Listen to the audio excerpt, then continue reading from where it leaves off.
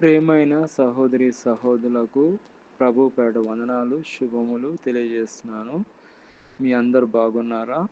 మీ అందరి గురించి ప్రార్థన చేస్తూ వస్తున్నాము. మీరు ఎవరైనా కొత్తగా ఛానల్ చూస్తున్నట్లయితే దయచేసి సబ్స్క్రైబ్ చేసుకోండి. అదేవిధంగా ఈరోజు మనం చూసుకున్నట్లయితే దేవుని వాక్యం నుంచి పడిపోకుండా కాచుకొనుడి. అది దేవుని వాక్యంలో చూసినట్లయితే యూదా రాసిన పత్రిక 1వ అధ్యాయము 24వ వచనంలో త్రుటులకుండా మిమ్మల్ని కాపాడుకొనుము. మనం చూసినట్లయితే పడిపోకుండా కాచుకొనుడి. ఇక్కడ అర్థం ఏమొస్తుందంటే క్రైస్తవ జీవితంలో శోధనలు, పాపం మరియు అపవాది తంత్రాలను నుంచి విశ్వాసాలను కాపాడుకోవాలని హెచ్చరించే ఒక ముఖ్యమైన ఆధ్యాత్మిక సందేశము.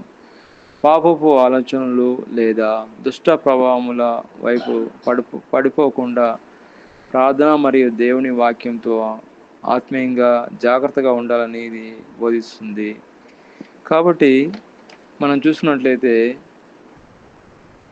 పాపంలో పడిపోకుండా విశ్వాసంలో స్థిరంగా ఉంటూ దేవుని వాక్యానికి లోబడము. 1 కొరింథీ రాసిన పత్రిక 10వ అధ్యాయము 12వ వచనం ప్రకారము నిల్చున్నానని తలంచుకున్నవాడు పడిపోకుండా జాగ్రత్తగా చూసుకోవాలను అని హెచ్చరిక ఉంది. కాబట్టి మనం చూసుకున్నట్లయితే మనము ప్రతి క్షణము పాపంలో పడిపోకుండా కాచుకొనుకోవాలి. ఇక్కడ మనం కాచుకోవాలంటే పరిశుద్ధంగా ఉండాలంటే మన సొంత శక్తితో మనం జయించలేము. కానీ పడిపోకుండా ఉండడానికి మనకు కొన్ని మార్గాలు సూచనలు ఉన్నాయి. అవి మనం చూసుకుంటే ప్రార్థన మరియు జాగ్రత్తగా 1 పేతురు 5వ అధ్యాయం 8వ వచనం ప్రకారం అపవాదిని ఎదుర్కొనుటకు మెలకువగా ఉండాలి. దేవుని వాక్యాన్ని అనుసరించడం ద్వారా పాపం నుండి దూరంగా ఉండవచ్చు. కాబట్టి ఇక్కడ దేవుడు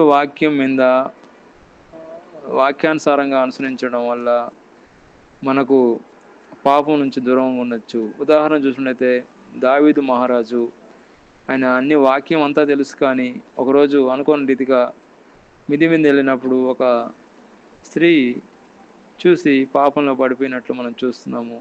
దేవుడికి దూరంగా అయిపోయాడు ఒక క్షణమే. కాబట్టి ప్రతి క్షణము మనం దేవుడి మీద ఆధారపడాలి. ప్రతి క్షణము మనం పరిశుద్ధంగా ఉండాలి. ప్రతి క్షణం మన జీవితాన్ని మనం కాచుకోవాలి.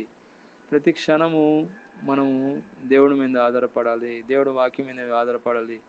దేవుని కృపపై ఆధారపడాలి. దేవుని పరిశుద్ధాత్మ శక్తిపై ఆధారపడాలి. అప్పుడే మనం పరిశుద్ధంగా జీవించగలము.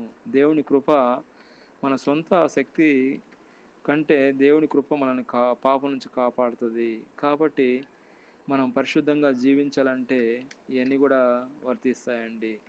అదేవిధంగా పరిశుద్ధంగా జీవించిన కొంతమంది వ్యక్తులు మనం చూసుకుంటే యోసేపు పరిశుద్ధంగా జీవించాడండి. పోతిఫరు భార్య శోధించినప్పుడు యోసేపు పాపానికి పడిపోకుండా దేవునికి భయపడి ఆ శోధన నుండి పారిపోయాడు. ఆదికాండము 39వ అధ్యాయంలో మనం చూసుకోవచ్చు. అదేవిధంగా దానియేలు గ్రంథము రాజు ఆజ్ఞకు ధిక్కరించి అయినా సరే దేవునికి ప్రార్థన చేయడం ఆపలేదు. శోధనలు ప్రాణ భయం ఉన్న విశ్వాసంలో పడిపోకుండా నిలబడ్డాడు. దానియేలు గ్రంథము 6వ అధ్యాయంలో ఉందండి.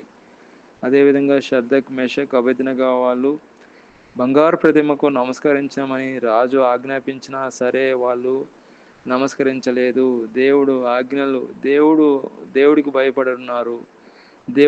దేవుడిపై నమ్మకం ఉంచారు కాబట్టి వాళ్ళ పాపంలో పడలేదు. దానియేలు గ్రంథము 3వ అధ్యాయంలో రాయబడి ఉన్నది. అదేవిధంగా యోబు తన ఆస్తిని, పిల్లలను, ఆరోగ్యంను పోయినా సరే దేవుణ్ణి దూషించకుండా విశ్వాసంలో పడిపోకుండా స్థిరంగా నిలబడ్డాడు.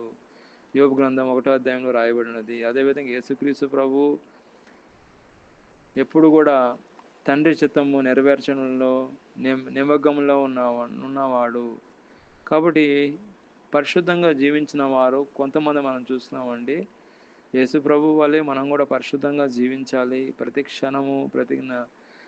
క్షణము మనం కాచుకో ఉండాలండి. ఏ క్షణము మనం చూసుకుంటే మనం ఎప్పుడైనా మనం ఎక్కడైనా బయటికి వెళ్ళినప్పుడు పోలీస్ బెట్టన వెళ్ళినప్పుడు చూసినప్పుడు పోలీసు వాళ్ళు బయట గన్ తీసుకొని ఎదురు చూస్తూ ఉంటారండి. కాబట్టి మనం కూడా మన ఆత్మీయ జీవితంలో మనకు ఎప్పుడు ఏ సాధన అటాక్ చేస్తాడో తెలియదు కాబట్టి మనం చాలా మెలకువగా ఉండాలి. ప్రతి క్షణము జాగ్రత్తగా మనం కాపాడుకుంటూ ఉండాలి. ఆత్మీయంగా మనం చాలా మెలకువగా కలిగి ఉండాలి. కాబట్టి సాతాను ఏదో విధంగా మనల్ని పడగొట్టాలని చూస్తున్నాడు కాబట్టి సాతాను వేసే ఆ ప్రతి తంత్రాలను ఎదిరించడానికి దేవుడిచ్చే సర్వాంగ కవచం ధరించుకోవాలి. కాబట్టి మనం ఇక్కడ వాక్యం చూసుకున్నట్లయితే పరిశుద్ధంగా మనం జీవించాలి. దేవుడి వాక్యంలో మనం చూసుకున్నట్లయితే కొన్ని వాక్యాలు మనం చూసుకుంటామండి. ఇప్పుడు దేవుడి వాక్యంలో నుంచి ఒకటి సమూయేలు గ్రంథము 22 అధ్యాయము 37 వచనంలో చూసుకుంటే, నీవు నా అడుగులకు చోటు ఇమ్ము, విశాలపరిచితివి, అందువలన నా పాదములను జారలేదు.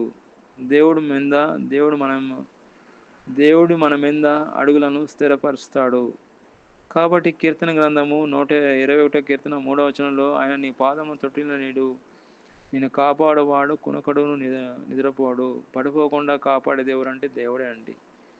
అదేవిధంగా కీర్తన గ్రంథము 91 కీర్తన 11 నుంచి 12 వచనంలో, నిన్ను తన దూతలకు అప్పగించును, నీ మార్గములన్నింటిలో వారు నిన్ను కాపాడును, నీ పాదములకు రాయి తగలకుండా నిన్ను కాపాడును. దేవుడు ప్రతి క్షణం కాపాడుతున్నాడు కాబట్టి మనం పాపంలో పడకుండా మనం పరిశుద్ధంగా జీవిస్తూ ఉన్నాం. దేవుడు కాపాడపోతే మనం పాపంలో పడిపోతాం. అందుకనే దేవుడి మీద ఎల్లప్పుడూ ఆధారపడుతూనే ఉండాలి. కాబట్టి దేవుడి మీద పడితే మనం పాపంలో పడకుండా పరిశుద్ధంగా జీవించగలము.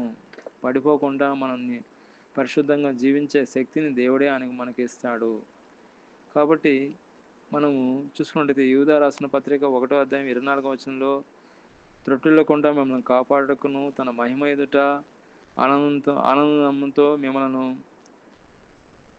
నిర్దోషులుగాను నిలబెట్టుటకును శక్తిగల మన రక్షకుడైన అద్వితీయ దేవునికి మన ప్రభువైన యేసుక్రీస్తు ద్వారా మహిమయో మహాత్యము ఆధిపత్యము అధికారము యుగములకు పూర్వము ఇప్పుడు సర్వయుగములకు కలుగును. కాబట్టి త్రొట్టిల్లకుండా కాపాడేది ఎవరంటే దేవుడే అండి. ఆయన వాక్యమే, ఆయన పరిశుద్ధాత్మ శక్తే, ఆయన కృపే మనల్ని కాపాడుతుంది. కాబట్టి ఎల్లప్పుడూ కూడా మనం పడిపోకుండా కాచుకుంటూనే ఉండాలి. దేవుడి ఈ వాక్యం దీవించిన గాక. ప్రార్థన. పరిశుద్ధుడైన దేవ, దయగల నాయన, కనికరం గల దేవ, మీకు స్తోత్రం నాయన. పడిపోకుండా కాచుకున్నటకు కావాల్సిన సూత్రాలు మీరు అనుగ్రహించారు. మీకు స్తోత్రం. మేమందరం కూడా పరిశుద్ధంగా జీవించే కృపను దయచేయమని ప్రభువైన యేసుక్రీస్తు నామములో ప్రార్థన చేస్తున్నాం తండ్రి. ఆమేన్.